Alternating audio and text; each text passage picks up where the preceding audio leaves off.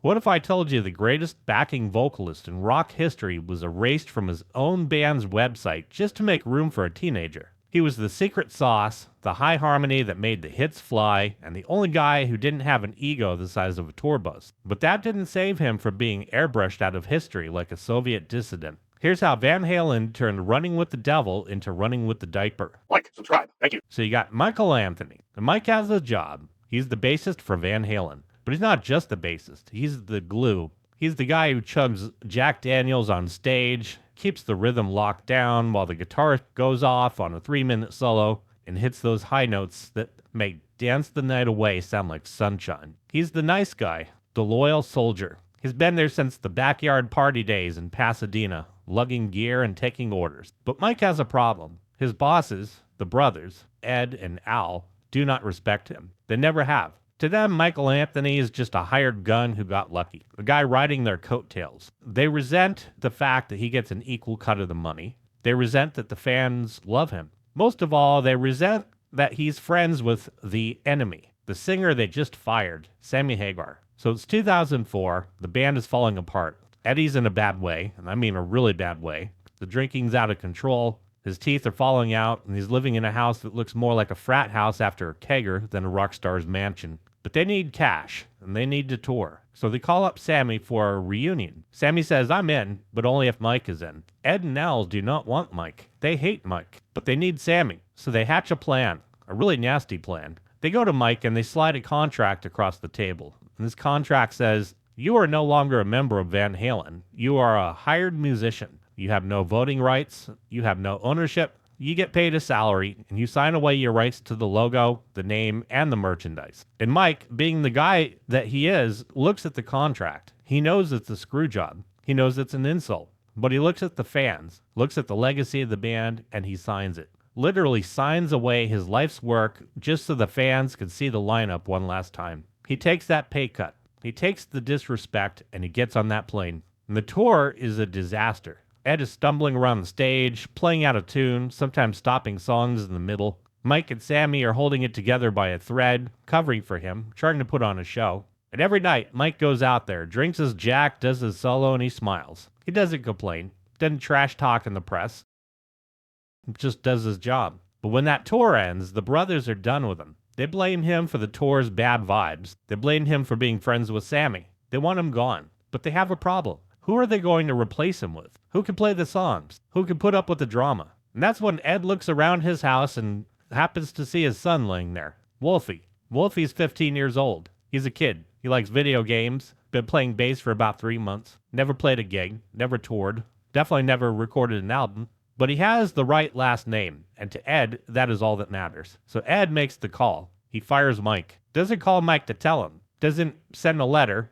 He just stops talking to him. Ghosts him. And then he starts telling everybody who will listen that Mike sucks. He goes on the radio and says Mike never played on the albums. He says he had to show Mike every note he ever played. He says Mike's voice is shot. He trashes the guy who saved his butt for 30 years. But that's not the moment. The firing isn't the moment. Bands fire people all the time. That's just business. The moment happens in August 2007. The band is gearing up for another reunion. But this time, however, they're bringing back the original singer, David Lee Roth. Fans are losing their minds. This is the holy grail. The original lineup. The classic songs. Everybody's ready to buy tickets and everybody is ready to party. But then, someone logs onto the official Van Halen website. They click on the discography page, see the album covers, and see the debut album, Van Halen. The classic shot. 4 guys posing against a black background. Dave with his chest out. Ed with the Strat. Al behind the kit. And there on the right is the bassist. But it's not Mike. Fans like, what the hell is this? They zoom in. It's not Michael Anthony. It's a kid. A 16-year-old kid with a mop of hair photoshopped into a picture from 1978. It's Wolfie. They airbrushed Michael Anthony out of the debut album cover and pasted his son, who wasn't even born when the album came out, into the shot. And they didn't stop there. The fan clicks on the next album, Women and Children First. The cover is supposed to be a group shot of the band jumping in the air. But now it's just a logo. Mike is gone. Removed. It's like something out of a dystopian novel. They were rewriting history in real time. They weren't just replacing him in the band, they were trying to pretend that he actually never even existed. They're trying to gaslight millions of fans into thinking this teenager had been there all along, holding down the low end on Ain't Talking About Love while he was literally swimming in his dad's DNA. And of course, the internet exploded. This was before Twitter was huge, before TikTok, message boards, fan forums. People went nuclear. They're out and out disgusted. Saw it as petty and cruel. It was the ultimate screw you to a guy whose only crime was being nice. And it looked pathetic. It looked like Ed was so jealous and petty, so consumed by his own ego, that he couldn't even stand to look at a picture of Mike on a website. It was a level of disrespect that rock and roll hadn't really seen before. You fire a guy, fine. You replace him, fine. But you don't Stalinize him. You don't take an eraser to the history books. And the backlash was so intense, so violent, that the website changed back within 48 hours. The pictures of Mike returned. Management put out a statement saying it was an accident. They blamed a web designer. They said, oh, some dumbass in the IT department just grabbed the wrong files. Right, because a web designer just accidentally spends hours photoshopping a teenager into a 30-year-old photo and uploading it to the official server without anybody checking. Sure, but the damage was done. The curtain had been pulled back. The fans saw exactly what was happening. This is not a reunion. It was more of a coronation. This was Ed forcing his son onto the public, whether they wanted him or not.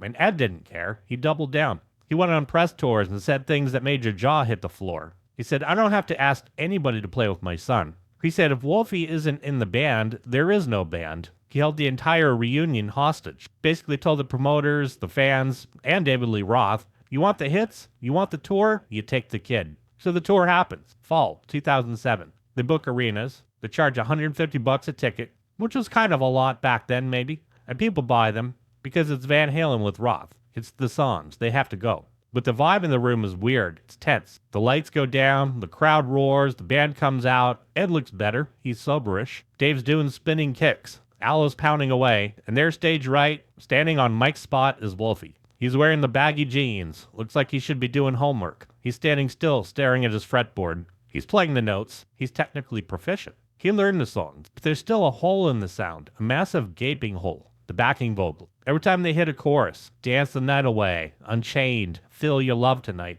the sound just drops. Mike's voice, that piercing, high-pitched scream that cut through the guitars, is not there. Ed is trying to sing. Wolfie is trying to sing. But they sound like regular guys. They don't sound like the mighty Van Halen choir. It sounded flat, like a cover band. And the fans felt it. You could totally see it in the crowd. People were cheering for the songs, but they're staring at the kid. They were waiting for him to mess up, waiting for him to trip. And they were angry. They felt cheated. They paid to see the Ferrari, and they got the Ferrari, but with a spare tire on the back left wheel. But the kicker is, Wolfie wasn't bad. He was a good musician. But that didn't matter. It wasn't about skill. It was about how he got there. He didn't slog it out in the clubs. Didn't carry his own amp. Didn't sleep in the van. Living on Chef Boyardee canned ravioli day in and day out. He woke up one day, his dad fired a legend, and handed him the keys to the kingdom. He walked onto an arena stage for his very first gig. And for many fans, it was the ultimate Nepo baby moment. It was the death of the idea that rock and roll was a meritocracy.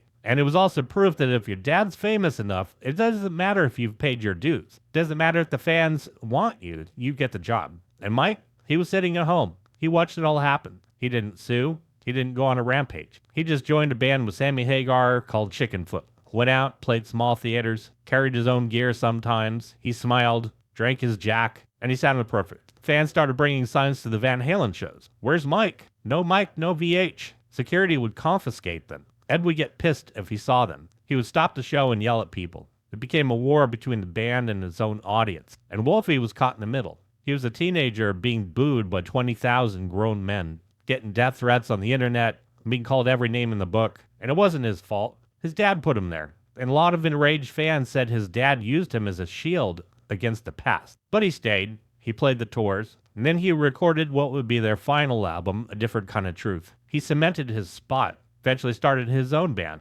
Mammoth WVH, Wolfgang Van Halen, and tried to distance himself from the nepotism label. He gave interviews saying, I know people hate me. He tried to own it. But for the fans who were there in 2007, for the people who saw that photoshopped album cover, the magic was broken. The moment that clumsy Soviet-style attempt to erase a working-class hero and replace him with the Prince was the moment the rock star mystique died. It showed us that these bands aren't gangs of brothers. They're not warriors fighting against the world. They're corporations, they're brands, and like any corrupt family business, the boss's son gets that corner office, even if he's never made a sale in his life. So the tour ended, the band went dormant again, and to this day, the arguments continue online. Smack that like button, smack the subscribe button, join the family. To my subscribers, you freaking rock. To my patrons, who've been enjoying some of the wild, wacky stuff that I just cannot put up here on YouTube, thank you. You freaking rock. Thank you all so much for watching.